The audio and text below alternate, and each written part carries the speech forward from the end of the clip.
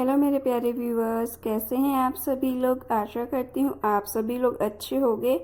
कहानी के लिए मेरे चैनल को सब्सक्राइब कीजिए, कहानी को लाइक और शेयर ज़रूर कीजिएगा और कहानी कैसी लगी प्लीज़ कमेंट बॉक्स में ज़रूर बताइएगा। कहानी को लेकर कोई भी राय सुझाव हो भी कमेंट बॉक्स में ज़रूर दीजिएगा। तो शुरू करते हैं हम आज की अपनी कहानी। मेरा नाम मानसी है। जवान लड़की अगर घर में हो तो माँ बाप के लिए चिंता का विषय होता है। मेरी उम्र 28 के ऊपर हो गई थी। कई रिश्ते आए लेकिन कहीं बात बनी नहीं। फिर एक दिन एक रिश्ता आया। वो हमारे शहर से थोड़ी दूर गांव में रहते थे। लड़के का नाम साजन है। लड़का अच्छा था और उनका खेती का काम था। लड़के की माँ नहीं थी। उनके घर में सिर्फ वो और उनके पिता ही रहते थे। मेरी शादी उनसे होना तय हो गया। उनके बारे में इससे ज़्यादा मैं और कुछ नहीं जानती थी। शादी की तैयारियां होने लगी। मैं भी इस बात से खुश थी कि मेरे माँ बाप की चिंता अब दूर हो रही है। लेकिन मेरी जिंदगी में आगे क्या होगा इसका मुझे पता नहीं था। शादी की तैयारियों में समय निकलता गया और आखिरकार शादी का दिन भी आ गया। शादी वाले दिन जैसे लड़के के चेहरे पर खुशी और उत्साह रहता है, ऐसा कुछ भी मुझे उनके चेहरे पर दिखाई नहीं दिया।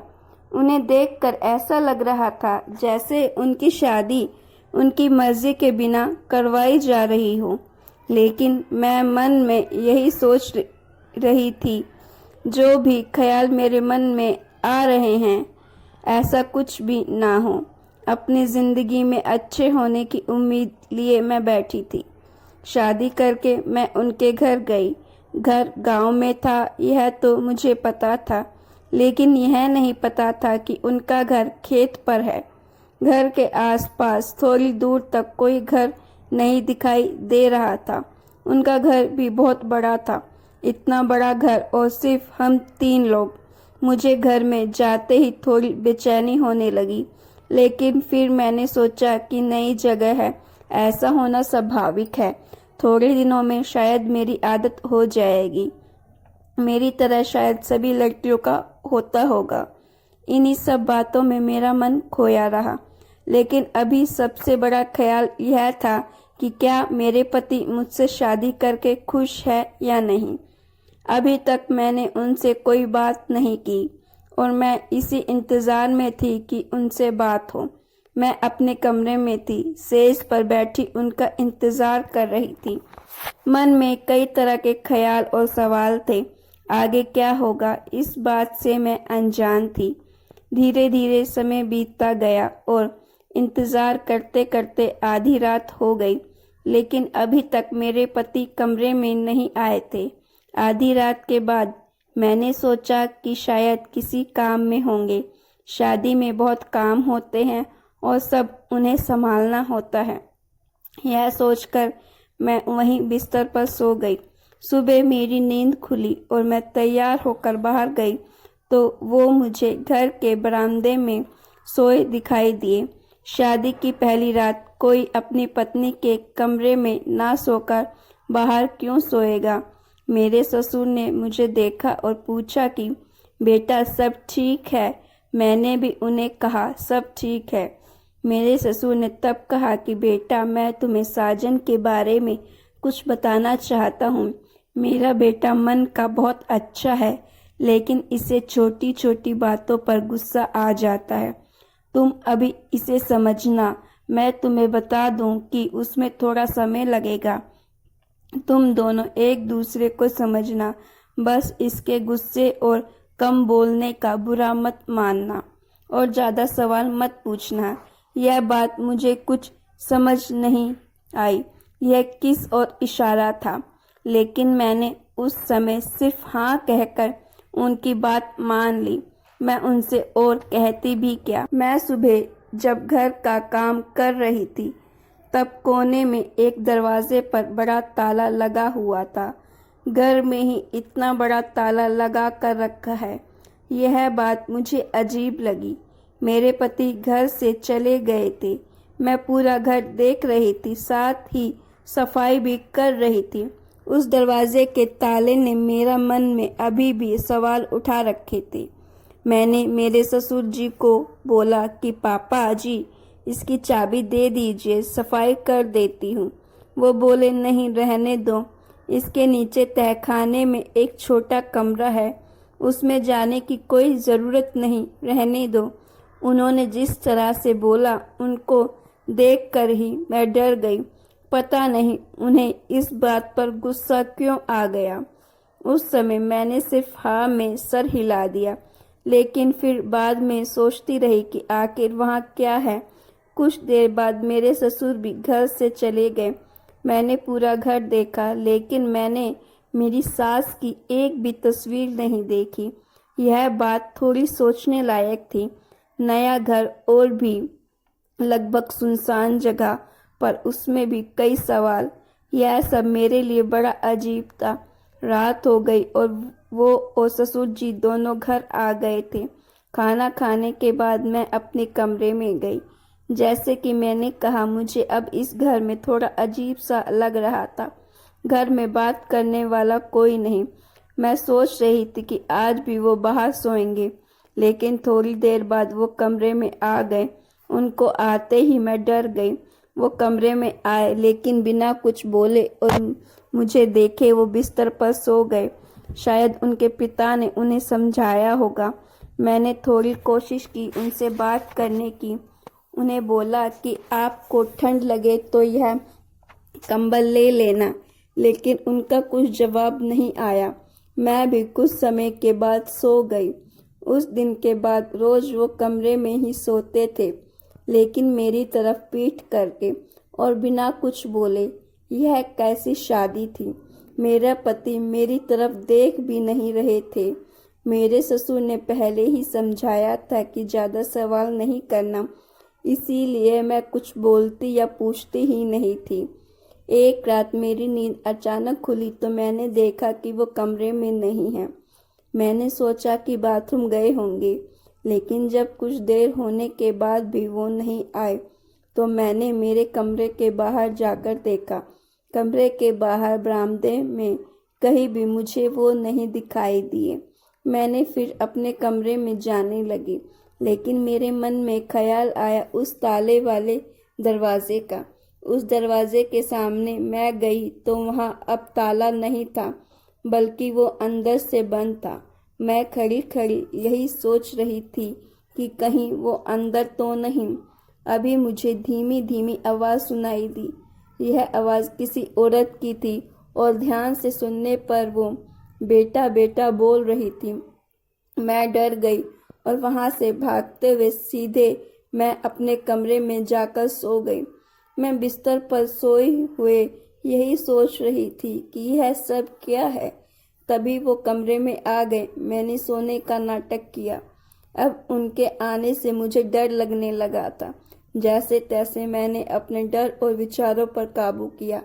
तहखाने में जो औरत की आवाज़ आ रही थी, क्या वो मेरी सास की थी? मेरी सास की एक भी तस्वीर क्यों नहीं है? क्या वो जिंदा है, और अगर है तो उन्हें इस तरह बंद करके क्यों रखा गया है? जब घर में इतने राज हो तो नींद कैसे आ सकती है? रात मैं ठीक से सो नहीं पाई। बिस्तर पर पड़े पड़े मुझे यह ख्याल आया कि मुझे उस कमरे में जाकर एक बार ज़रूर देखना चाहिए। मेरे ससुर ने भी उस कमरे में जाने से मना किया था। मैं सुबह जल्दी अपने कमरे से निकल गई। वो अभी तक सोए थे। धीरे धीरे और डरते डरते मैं उस कमरे तक जा रही थी। सीढ़ियों के दरवाजे पर पहुंच गई थी। हमेशा की तरह अभी भी वहां बड़ा ताला लगा हुआ था। उसकी चाबी मेरे पति के पास रहती थी। मैंने सोचा कि मैं बाहर से आवाज़ लगाती हूँ, शायद कोई जवाब दे। लेकिन फिर मैंने सोचा कि आवाज़ लगाने से मेरे पति या मेरे ससुर में से कोई जाग जाएगा। मुझे समझ आ गया था कि उस कमरे में जाना है तो चाबियों के साथ आना होगा। मैं वहाँ से चली गई। उस रात के बाद मैं बड़ी बेचैन हो गई थी, लेकिन मेरे पति के स्वभाव में कोई बदलाव नहीं आया था। उनके लिए ऐसा था जैसे कि कुछ हुआ ही नहीं हो। सुबह सुबह ही मेरी माँ और पिता अचानक ही मेरे ससुराल आ गए। वो वहाँ से गुजर रहे थे, इसीलिए मुझसे मिलने आ गए। मेरी माँ को देखकर मुझे रोना आ गया। जी तो चाहा कि यह सब जो है वो मैं उन्हें बता दूं, लेकिन मैं बताती भी तो क्या, अभी तो मुझे भी ठीक से नहीं पता कि यहाँ हो क्या रहा है। मेरी माँ मुझसे पूछती है कि बेटी सब ठीक है। मैंने कहा ठीक है, लेकिन उन्हें मैं कैसे बताऊं कि यहाँ कुछ भी ठीक नहीं है। ना मेरा पति मेरे साथ पति की तरह रहता है, ना इस घर में क्या हो रहा है उसका मुझे पता है। लेकिन मैं अभी उन्हें भी चिंतित में नहीं डालना चाहती थी, इसीलिए मैंने मेरी माँ को कुछ नहीं बताया। उनके जाने के बाद जब मेरे ससुर घर पर थे तो मैंने उनसे पूछ लिया कि पिताजी सासू माँ कैसे चली बसी। उन्होंने मेरी तरफ ऐसे देखा जैसे कि मैंने कोई बहुत गलत बात पूछ ली हो। बोले बेटा तुमने मुझसे तो यह बात पूछ ली, लेकिन भूल कर भी यह बात कभी अपने पति से मत पूछ लेना।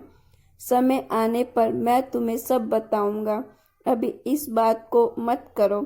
इतना कहकर वो चले गए। अब रात होने से मैं डरने लगी थी। रात फिर वही होता, मेरे पति आधी रात को उसी कमरे में जाते और वहां से मुझे बहुत धीमे धीमी आवाज़ सुनाई देती। उस रात मैंने सोच लिया था कि आज मैं चाबी लेकर ही रहूंगी। रात जब वो कमरे में आकर थोड़ी देर बाद सोए तो मैंने धीरे धीरे उनकी जेब से चाबी निकाल ली। सुबह जल्दी ही मैं उस कमरे की ओर गई। मन में कई तरह की बातें और डर था। मैं उस दरवाजे के सामने थी जहां ताला था और उसकी चाबी मेरे हाथ में थी। मैंने थोड़ी देर खड़े होकर सांस ली और चाबी उस ताले में लगाई, लेकिन मेरी धड़कनें तब रुक गई जब पीछे से मेरे ससुर ने मुझे आवाज़ लगाई, बहू। उनकी आवाज़ ने मेरी जान ही निकाल दी थी। मैं पीछे नहीं पलटी, लेकिन वो मेरे पास आए, मुझे देखकर बोले कि क्या कर रही हो यहाँ, और इस कमरे की चाबी तुम्हारे पास कैसे आई। मैं चुप थी तो उन्होंने फिर पूछा, कहाँ से मिली तुम्हें यह चाबी? तुमने मेरे कमरे से इसे लिया है? मैं कहा नहीं, यह तो आपके बेटे के पास थी। वो रोज रात यहाँ इस कमरे में आते हैं। यह सुनकर उन्हें हैरानी हुई। वो बोले कि साजन इस कमरे में फिर जाने लगा, वो भी रात में। मैंने पूछा, आखिर ऐसा क्या है जो आप लोग इस कमरे में छिपा रहे हो? यहाँ से रात को बेटे बेटे की आवाज़ आती है। क्या साजन की माँ इसी कमरे में है? मेरे ससुर ने यह सुनकर कहा कि गलती मेरी ही है, तुम्हें सब पहले ही बता देना चाहिए था। मुझे नहीं पता था कि तुम ऐसा कुछ सोच लोगी।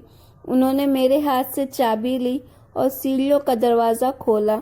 नीचे उतर एक कमरे में गए। कमरा खोलते ही मुझे कमरे का राज पता चल गया। कमरे में मेरी सास का सारा सामान, कपड़े, तस्वीरें और गहने थे। उसके बाद ससुर जी ने मुझे बताया कि साजन की माँ 2 साल पहले ही एक एक्सीडेंट में चल बसी। वो अपने भाई के यहाँ जा रही थी। साजन को उस दिन उसने कहा कि वो उसे उसके भाई के पास ले जाए, अगले दिन वापस आ जाएंगे, लेकिन साजन ने मना कर दिया, कहा कि उसे नहीं जाना। मुझे अच्छे से बाइक चलाना नहीं आता है, इसीलिए उसने अपने भाई को बुला लिया, लेकिन जाते वक्त उनकी बाइक फिसल कर गिर गई। साजन की माँ को सर में चोट लगी, जिस कारण उसकी मृत्यु हो गई। साजन अपनी माँ की मौत का खुद को जिम्मेदार मानता है। उसका मानना है कि अगर वो उस दिन माँ को ले जाता तो ऐसा कुछ भी नहीं होता। उस घटना के बाद वो कई दिनों तक बोला नहीं। बड़ी मुश्किल से मैंने उसे संभाला है। बात बात पर वो अपनी माँ को याद करके रोने लगता है, गुस्सा करने लगता है, खुद को कोसने लगता है। उसे उसकी माँ की याद ना आए, इसीलिए उसका सारा सामान मैंने यहाँ पर रख दिया। वो अपनी माँ से बहुत प्यार करता था। उसके फ़ोन में कई वीडियो हैं उसकी माँ के साथ। शायद रात में आकर वो यही सब फिर देखने लगा है। मैंने सोचा उसकी ज़िंदगी में अगर प्यार आएगा तो शायद कुछ हद वो फिर से खुश हो सकेगा। इसीलिए मैंने उसकी शादी करवा दी। उसकी माँ उससे शादी के लिए कहती थी, लेकिन वो मना करता था। शादी के वक्त भी वो यही कह रहा था कि माँ नहीं है तो शादी करके किसे खुश करूं। इसीलिए मैंने तुम्हें कहा था उसे गलत मत समझो। उसे प्यार की ज़रूरत है। उसे यह विश्वास दिलाना है कि जो हो गया अब उसे बदला नहीं जा सकता, ना ही उसमें उसकी कोई गलती है। कुछ समय पहले जिस पति से मैं डर रही थी, अब उसके लिए मेरे दिल में प्यार और सहानुभूति जाग गई। जो अपनी माँ से इतना प्यार करता है वो कैसे बुरा हो सकता है। मैंने उसी समय अपने ससुर से कहा कि अब आप बिल्कुल भी चिंता मत करो, मैं उन्हें संभाल लूँगी। सुबह जब वो घर से बाहर जाने लगे तब मैंने उन्हें कहा कि आप बहुत अच्छे हैं। उनका कोई जवाब नहीं आया, लेकिन एक हल्की सी मुस्कान ज़रूर आई। माँ की जगह तो कोई नहीं ले सकता, लेकिन फिर भी मैं कोशिश करूँगी कि वो अपने आप को दोषी समझना बंद कर दे। धीरे धीरे मुझे उनकी मुस्कान वापस लानी है और मुझे पता है मैं ऐसा कर सकती हूँ। तो गाइज़, आपको ये स्टोरी कैसी लगी? अच्छी लगी तो प्लीज़ लाइक और शेयर ज़रूर कीजिएगा। और कहानी को लेकर कोई भी राय या सुझाव हो वो भी कमेंट बॉक्स में ज़रूर दीजिएगा।